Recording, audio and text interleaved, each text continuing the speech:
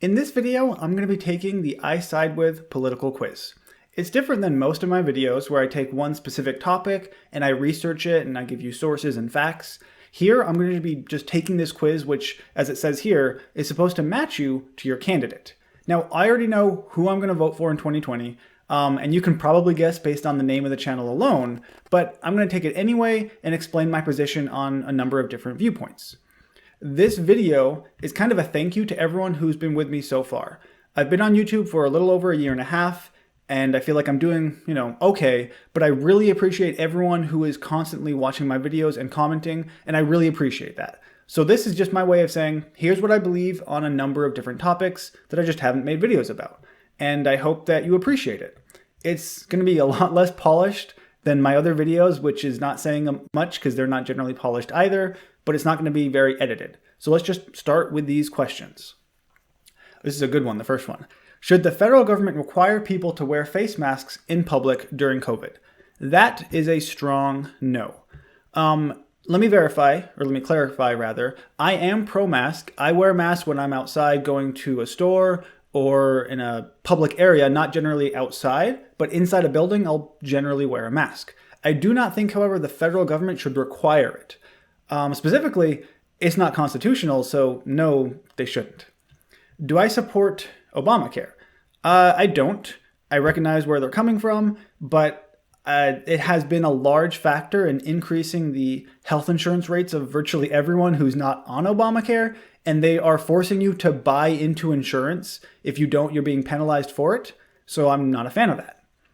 Should the federal government increase funding of healthcare for low-income individuals? That is also a no.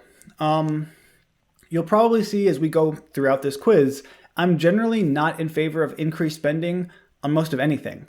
I understand that the federal government needs to spend money in some things, but when we're at, $22 trillion in debt, we should look at where we can cut spending, not where we should increase more spending. That's my policy, just generally speaking. Should the U.S. build a wall along the southern border? And this is one where maybe I'll disagree with a lot of my conservative friends here. So let's look at the other stances first. Yes, but Mexico should pay for it. We should have high-tech surveillance. It would be too costly and ineffective. We should adopt an open border policy. No, thank you. That is not going to happen. Keep the current wall, but do not build more of it. Increase our military presence.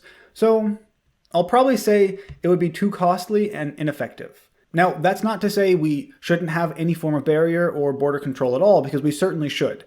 But the wall, I have my issues with it. In order to make it effective, it's going to cost a fair amount of money, but also we're going to have to go over land that isn't necessarily owned by the government. So there are a number of issues, in my opinion, with building the wall. Again, I'm not in favor of an open border or lack security at all along the border. I just think the wall maybe isn't the best way to do it. And again, we're just spending more money. Should illegal immigrants have access to government subsidized healthcare? That is going to be a strong no. I'd be interested to know how many people on the previous question said that we should have an open border and then said yes, because those two things certainly don't go together. You cannot have a social safety net and then have a very lax immigration system. And it kind of makes sense why. Let's say you live in Mexico and you found out that the United States said, yeah, everyone can get free healthcare as long as they're in the United States. And that's a policy that Kamala Harris has specifically endorsed. Joe Biden, I'm not sure about, but Kamala certainly has. You're going to see that and say, hey, healthcare in Mexico sucks. I can get free healthcare. All I have to do is cross the border. So they're going to do that. It's incentivizing people to illegally come over to the United States to get free stuff. So no, I'm not in favor of that. Should illegal immigrants be offered in-state tuition rates at public colleges? That's not a question I've ever really thought about, to be honest. So I'm not sure where I stand on it. So here we have, yes, if they pay taxes, yes, but deny eligibility for financial assistance. I mean, if you're trying to go to college, even if you're an illegal immigrant, you're trying to make, a name for yourself, trying to get better. So I don't think that's necessarily a bad thing. And as long as you're in that state, I guess it's okay for in-state tuition. Let's just say as long as they pay taxes. I did a video about this quite a long time ago that I don't remember too much about, but it did show that illegal immigrants certainly pay some taxes, not everything. So let's just say sure. Should the government increase spending on public transportation? Once again, not generally a fan of increased spending, so let's just say no. Should the president be able to authorize military force against Al-Qaeda without congressional approval? That, I'm going to say no on. I don't really like the idea of the president being able to unilaterally on his own decide if we're essentially going to go to war against a group or a state. I don't think that's really the way to do it. We have checks and balance for a reason, and I think that the president should have to go through Congress for military force against something like this. Obviously, if it's an immediate threat, that there is an immediate terror attack imminent or something like that, sure, there are certain circumstances where it's not necessary, but overall, I think we should in fact keep it so they have to go through Congress. Should the US assassinate suspected terrorists in foreign countries? This is another one that's a little bit iffy. I recognize that we should be able to do it. It doesn't mean that the US should do it in every instance. So let's look at some of the options we have.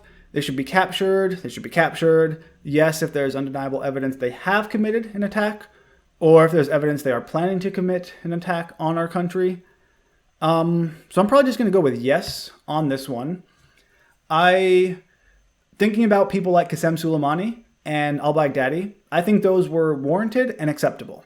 Again, I don't think we should be assassinating everyone who's in a foreign country that we suspect of being a terrorist, but there are certain level of terrorists. Once you're at, like a top tier terrorist, I don't know how they rank themselves in their own system, who commit such horrible acts of terror on such a broad scale that, yes, I think assassination is in fact warranted. And Qasem Soleimani was one of those individuals. Democrats will try to tell you he wasn't, but he kind of was. He was one of the main sponsors of terror in the entire Middle Eastern region. So yeah, he was not a great guy.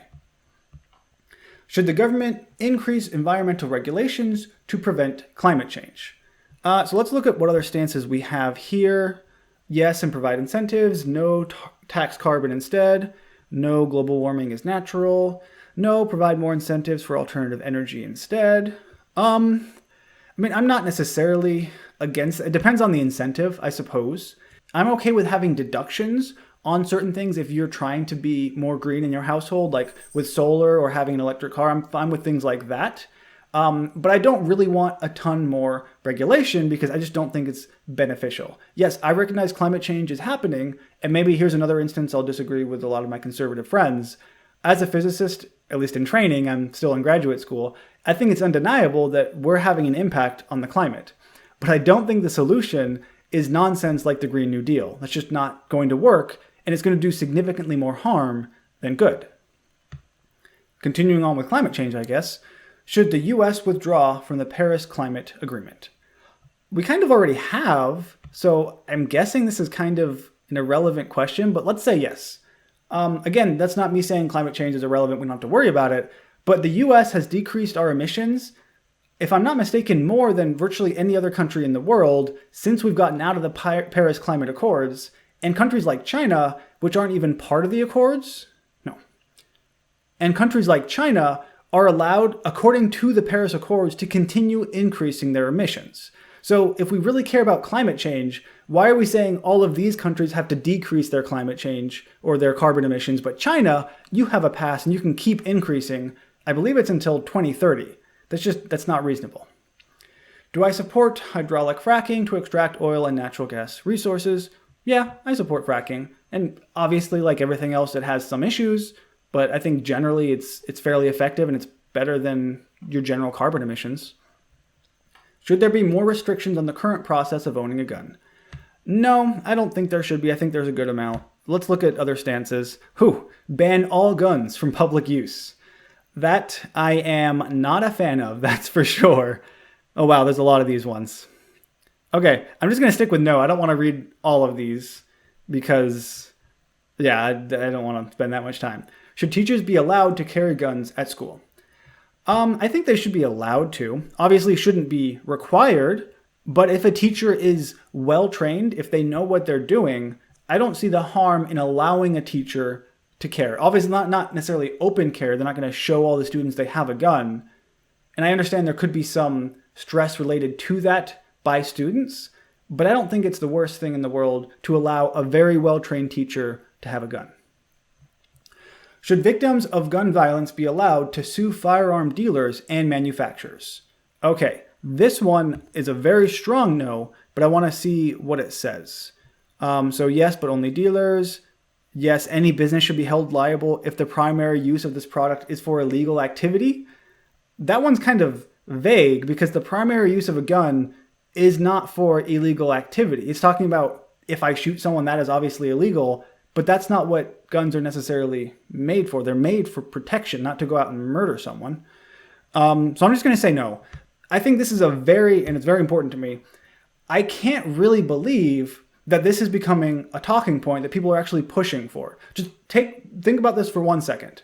Let's say we allow people or the families of people who suffered gun violence to then sue firearm dealers and manufacturers. Let's say that's allowed.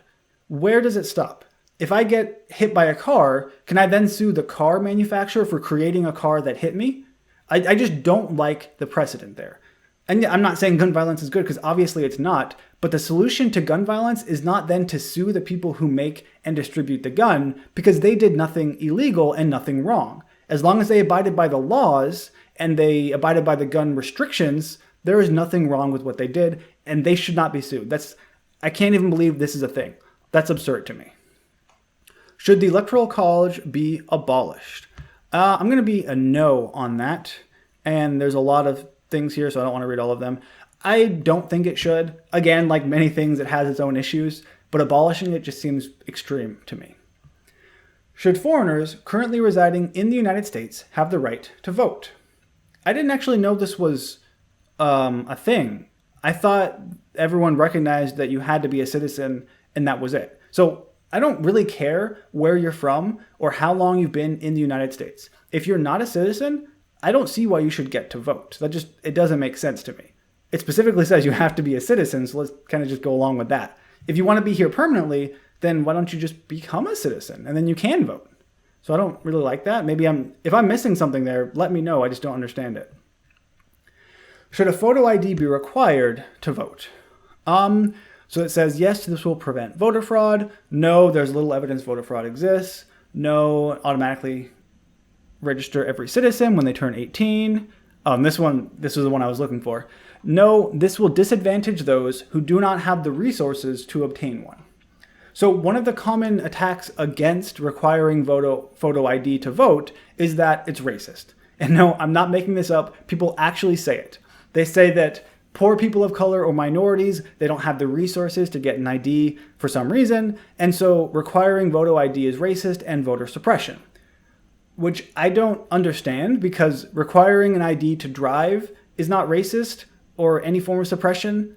So if you need an ID to drive, and in many cases you need an ID to get a job or social security, you need all of these things to do every other thing. Why don't you need one to vote? So I don't know if requiring is the best way to go about it, but I'm not against it, I guess, if that explains anything. It's not racist to want someone to have a photo ID to vote. Not at all. That's absurd. Should the U.S. raise taxes on the rich? That is going to be a no. I really don't like this push or this phrase that rich people need to pay their fair share. Bernie Sanders kind of popularized it recently back in, 2016? They already pay significantly more than most everybody else. And yes, I understand that they pay less when it comes to their interest versus income and things like that, but I'm not really a fan of increasing taxes, generally speaking, whether it be on the rich, the middle class, or the poor. I don't like taxes, generally speaking, because the federal government is just not very good at using the money. I think that's been evident based on, the entire history of the federal government. Should the government raise the minimum wage? So I'm going to say no. I do want to see what else it has. Yes, make it a living wage. So that's probably like the $15 an hour. Whoops, I did not mean to click that. I don't know. Adjust it every year because of inflation. No, eliminate all wage standards. No, and no, minimum wage are meant to develop experience, not support a family. I kind of agree with that one. So like one of my main issues against minimum wage is that it's undeniable that increasing the minimum wage also increases unemployment. But it's not across the board. It's not that everyone becomes a little bit less employed. It happens specifically to young black men. Young minorities who tend to be male are the ones who are affected mostly by these minimum wage laws. So yes, you're trying to help people by giving them more money, but what you're actually doing is, aside from driving up costs in lots of different places, you're making it so that young black men specifically have a harder time getting a job, because if you, as an employer, have to pay everyone you hire more money, you're going to hire less people because you're going to have less money to go around. It just makes sense. I'm not making this up. This is a thing. Economists agree with this by and large. Increasing the minimum wage increases unemployment. That's just a fact. Do I support a universal basic income program? I do not. I am interested to see what other people say. No, this will encourage people not to work and harm economic growth. I'm not against that. Yes, everyone should receive an income to cover basic necessities. So I'm going to say no here. And I do want to specify that there's something different, in my opinion, from a universal basic income that is funded by tax dollars and one that is funded completely voluntarily. So there have been a number of systems, I believe one happened in Sweden, and I could be wrong here, where people voluntarily donated money to a system that would then provide universal basic income to a number of individuals. And that is fine because it's completely voluntary. The government's not coming in and saying, hey, give me this money and I'll give it to someone else. It's a completely voluntary interaction, and I have no problem with that.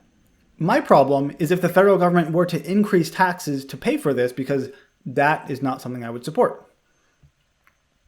Should the government continue to fund Planned Parenthood? Don't really like Planned Parenthood, so let's say no there.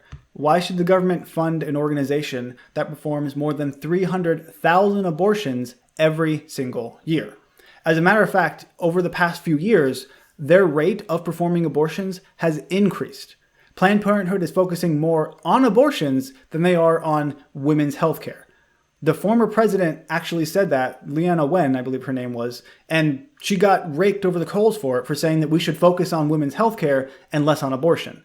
So it's evident that's what they're doing. Why should we fund an organization who is trying to increase the number of abortions they perform?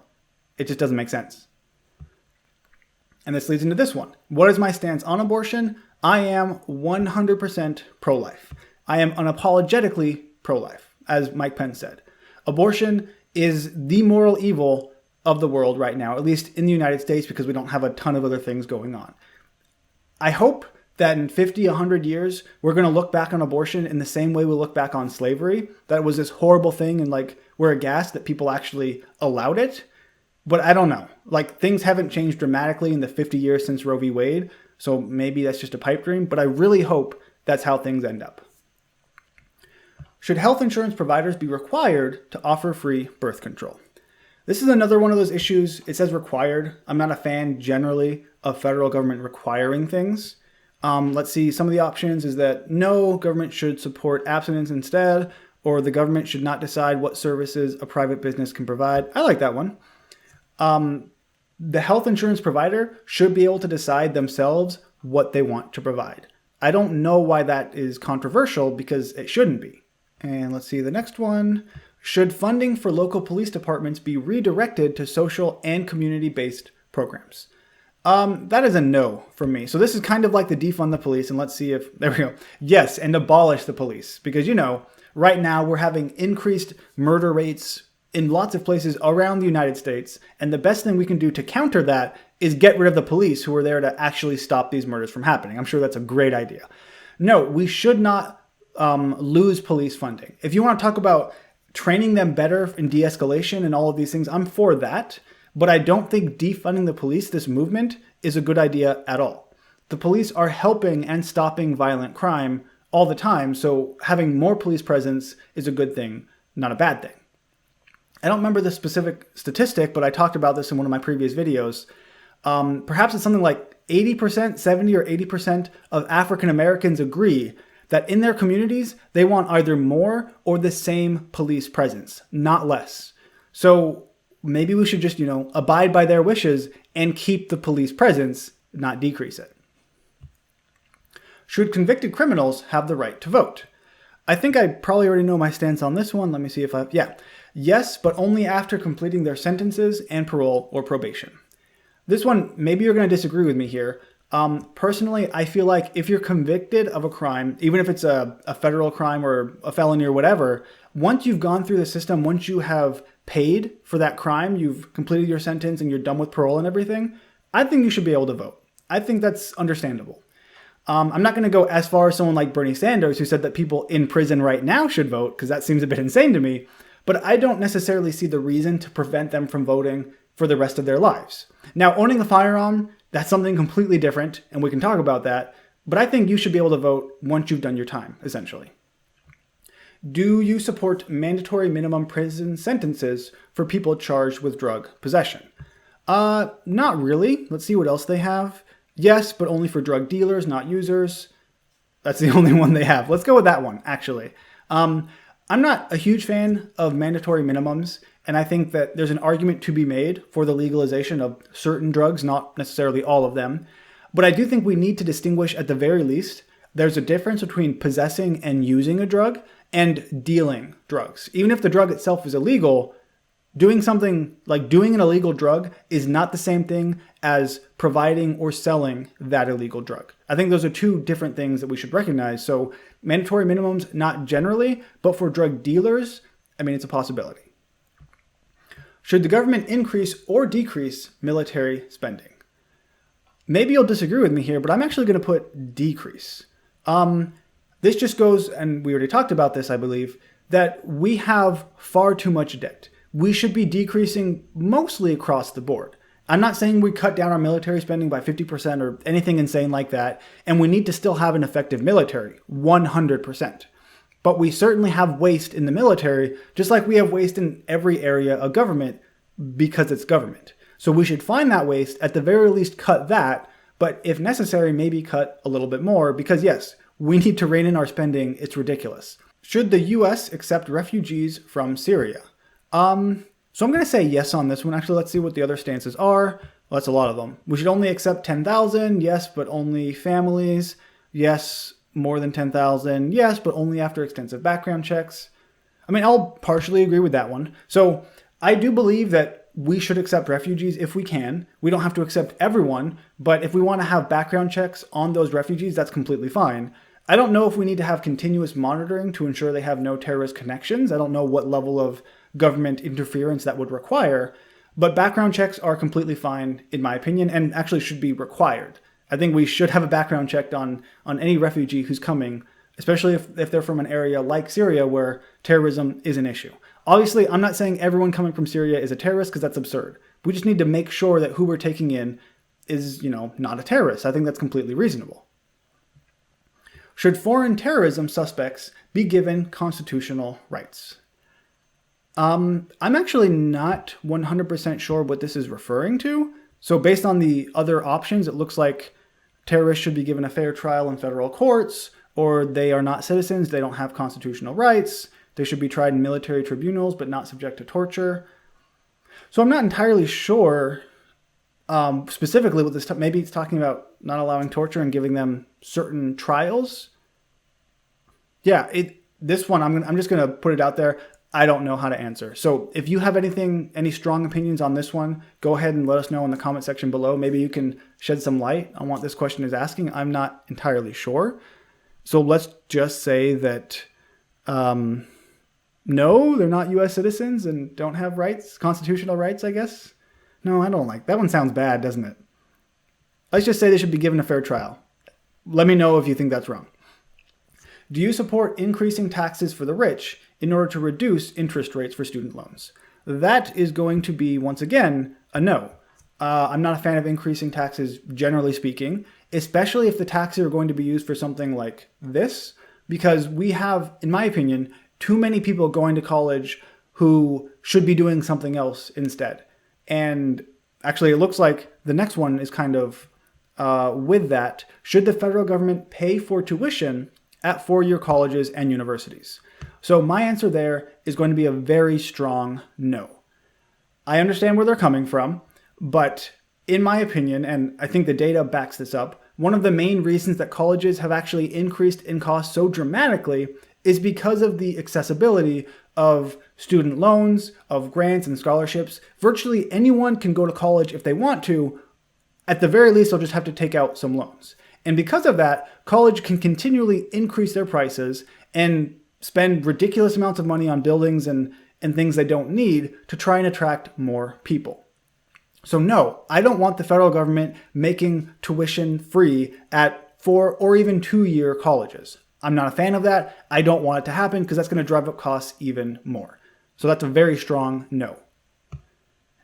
Just to be clear, this is coming from someone who is currently in a graduate program. I went through college already and now I'm doing more because I guess I hate myself. I understand the reasoning here, but no, it's a bad idea. Should the federal government fund universal preschool? So that I'm probably going to say no on. Let's see what else we have. Yes, but funding should come from states instead of federal government. I mean, that's a little bit better. Yes, as long as parents have the option to send their child to private school. No, use a voucher. No, all education should be privatized. Let's just say no. And I understand where they're trying to come from here. I get that. But at the same time, there are certainly issues if we are providing universal preschool. So this is something that Elizabeth Warren actually pointed out a number of decades ago in her book, which I'm now spacing on the name of for some reason, The Two-Parent Trap, I believe, or the Two-Income Trap. It's not the parent trap, it's something completely different. The Two-Income Trap, where she was arguing against this. And that's because of the issue that would arise is, let's say that a husband is working and then the mom doesn't want to work. So she wants to stay home with her child, but universal preschool is a thing. That's going to become a rarity, which is unfortunate because if she is not choosing to work, their income with respect to other people who are both working is going to be decreased dramatically. So essentially, it's going to be a negative thing if a mother or a father, not being sexist here, wants to stay home with their child because they're going to lose out on all of the income they could have gotten under universal preschool. So it's going to incentivize virtually everyone to try and go and get a job when that's not necessarily necessary. And I know I used the same word twice, but whatever. So no, I'm not generally a fan of that. Should the government require children to be vaccinated for preventable diseases? My first instinct is no here, but let's see. Well, that's a lot of options. I'll just choose this one. No, but require vaccination in order to attend public school. So this is another thing where I'm just not a fan of the federal government requiring a lot of these things. To be clear, I am pro-vax. I've been vaccinated. I have a child who's being vaccinated. I understand the importance of vaccinations. I'm not against them.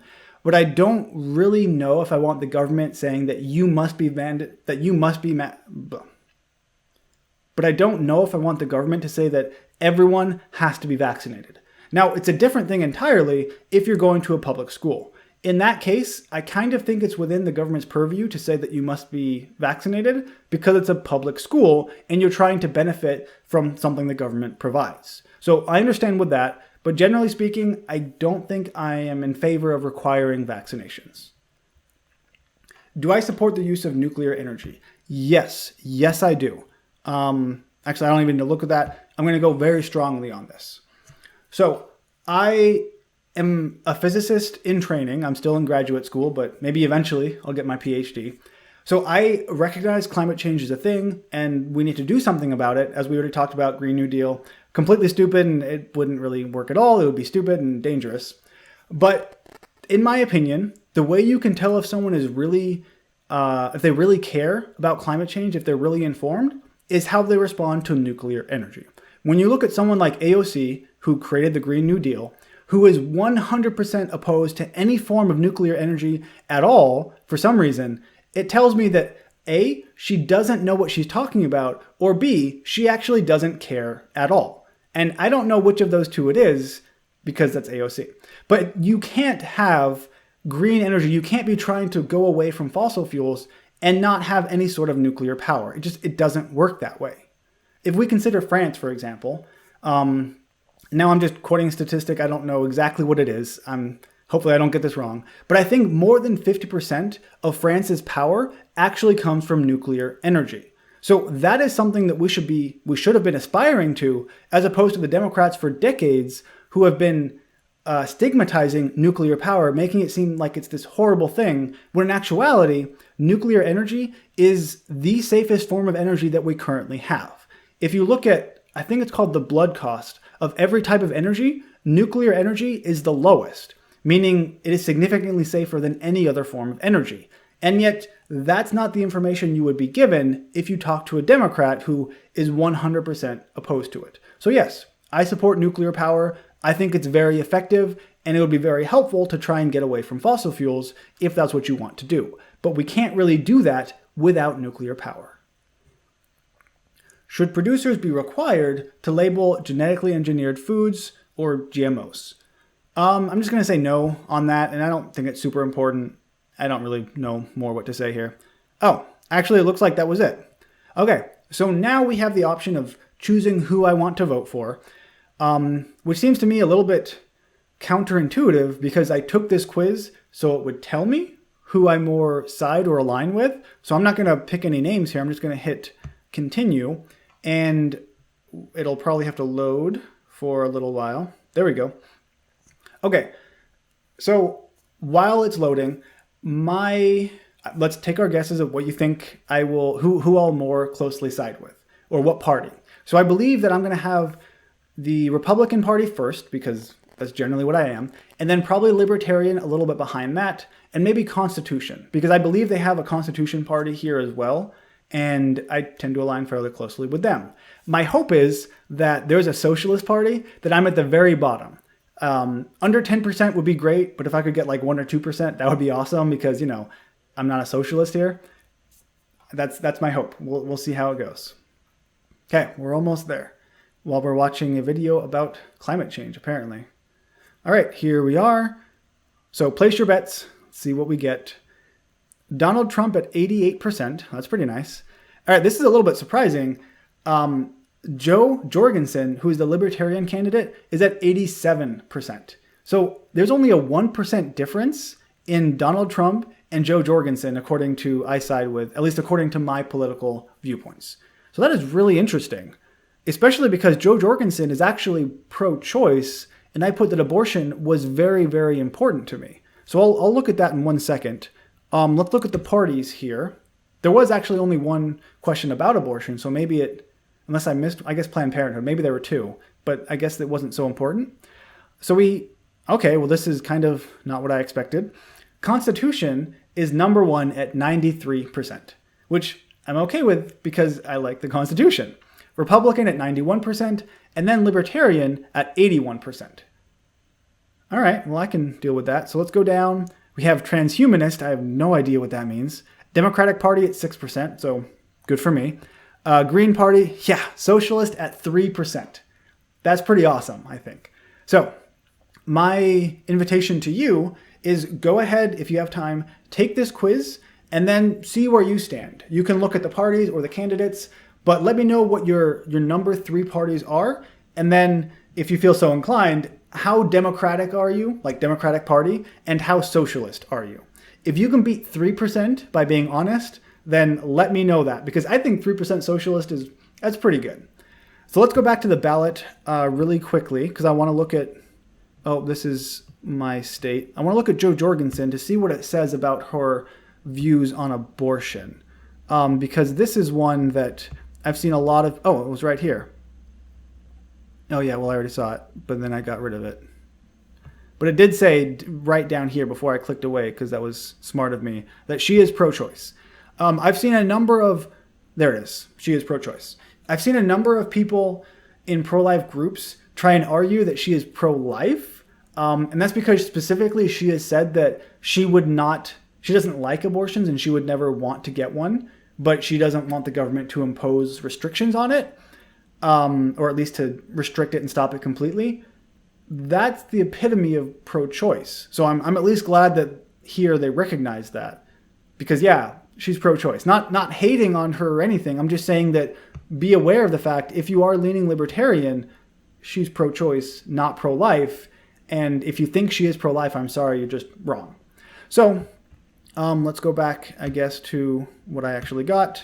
All right, so yeah, just going back to where we were, I'm happy with these results. And obviously it didn't change anything. I mean, I have been planning to vote for Donald Trump anyway. It's just good to know that I agree with him 88% of the time, so that's pretty nice. Joe Biden is at 16% of the time, which is also pretty nice. And then we have the Green Party, Howie Hawkins, at 9%. So overall, I think that's fairly accurate with where I stand. There are more answers you could have done. Like I guess there's a longer version of this if you want to look specifically at social issues or healthcare or anything in specific. But I like what I got. So this was, again, if you watched to the very end, I really appreciate it. It was just a way of me explaining my viewpoints on issues that I haven't yet addressed in videos. And I hope that you enjoyed it. It was more of an enjoyable thing than an informative because I didn't go through a ton of facts and provide sources. But again, I'll just invite you to take the quiz yourself and let me know how it goes. And if it changes your opinion on anything, let me know that too. If you've made it this far and you haven't yet subscribed for some reason, this video is mostly for subscribers, but if you haven't, then I'd invite you to subscribe now because I provide information on a lot of key issues, sometimes trending topics, sometimes more evergreen content. They call it in YouTube, meaning content that's always useful. So go ahead and subscribe and be on the lookout for videos like that. As always, thank you for watching, and I'll see you next time.